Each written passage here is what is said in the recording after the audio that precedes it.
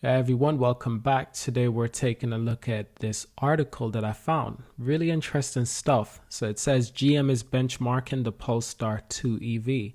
Now it's not the first time a rival company has been found testing a Polestar 2. It certainly isn't the first time. This is a compliment to Polestar and to Volvo and to the wonderful engineering that has been brought into the Polestar vehicle.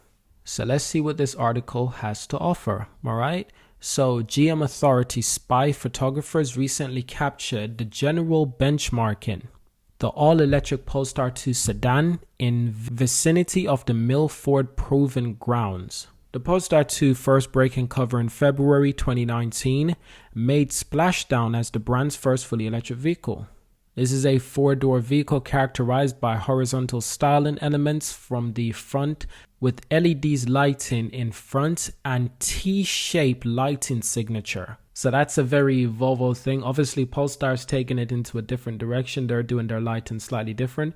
But the lights on the Polestar 2, I was told that they're basically straight up Volvo lights. The Thor Hammerhead lights. I really like it. I'm not going to lie. And what I like even more is that Polestar is doing it a little bit different with their newer vehicles, such as the Polestar 3. Those lights are going in different direction, and it's a signature to showcase how Polestar is taking a different direction from Volvo, which is good. It's a nice homage. Now, let's not forget this vehicle. Some trims, they do come with a panoramic roofline as well. So you got an all glass roofline. When I test drove a Polestar, it was an all glass roofline and it was amazing, stunning, truly magnificent. But I wonder what GMs find out about this vehicle. Obviously, this is a normal thing for these companies to do. BMW, Mercedes, they all do it. They buy the rival's vehicle and they strip it apart completely and they try to find out the secrets. Obviously, I wouldn't be surprised if GM also strips down one of these Polestar to the ground to get every bit of information they can from these vehicles. Like they take it all apart, everything, to discover all the little secrets. It's unfortunate, but that's how the world works these days. Now, it does go into a few specs, of course. Range topping configuration is the long-range dual motor trim, which produced 408 horses and 487 pound-feet of torque. That's stunning. The Polestar 2 is also offered in a long-range single-motor layout that produced 231 horsepower and 243 pound-feet of torque. The dual-motor version is rated as 260 miles per charge, while the long-range single-motor version is rated at 270 miles per charge. Now, as for equipment, 3 packages are available, including Pilot Plus Performance. The optional Performance pack is arguably the most interesting, adding in manually adjustment, dual flow vault dampers, 4-piston Brembo brakes, although you don't need the brakes because I've driven this vehicle and one pedal driving was just as good. It was amazing. And don't forget the gold detail. Gold brake calipers, golden seat belts. I love the golden seat belts. I swear to God, the Polestar 3, I really need it. I really need that vehicle. That's an SUV that just looks right in every single way, in every single angle.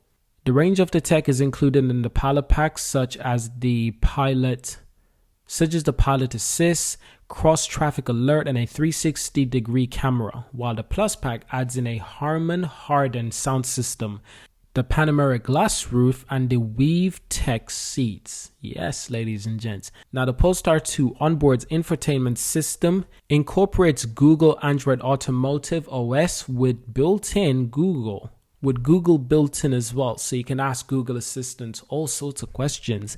Now, while customers can select the available vegan interior and constructed wood option if desirable. Yes, ladies and gents, you heard that correct. But I'm guessing the main reason why GM is doing this is why everyone else is taking down a Polestar and testing it and trying to find out the secrets, because they're genuinely curious about the safety features in this vehicle, the way how it was built, and just the range, what they're capable, the size of the batteries, the internal, the external, the design, the chassis, the bedding, everything. Seriously, they want to find it all out. Now, the Polestar 2 is produced in Lukoil, China, and is sold in North America, Europe, China, Asia Pacific markets. In the US, pricing starts around $53,000. Wow, well, that's wild. Before any incentives for the long-range single-motor model, while the long-range dual-motor model starts at $61,000. It's not a cheap vehicle, is it? It's definitely not. In the UK, I think it starts around $43,000. Yeah, about there, which could go up in the future. I wouldn't be surprised if it did, because EV vehicles, they're in such a high demand, and it's getting out of hand. You know, with the cost of batteries considerably going up, the cost of materials always going up, not to mention manufacturing constraints, which means that finding good workers is not as easy as it used to be. It's just a difficult time to make EV, and it just so happens that right now is where EVs are taking off completely.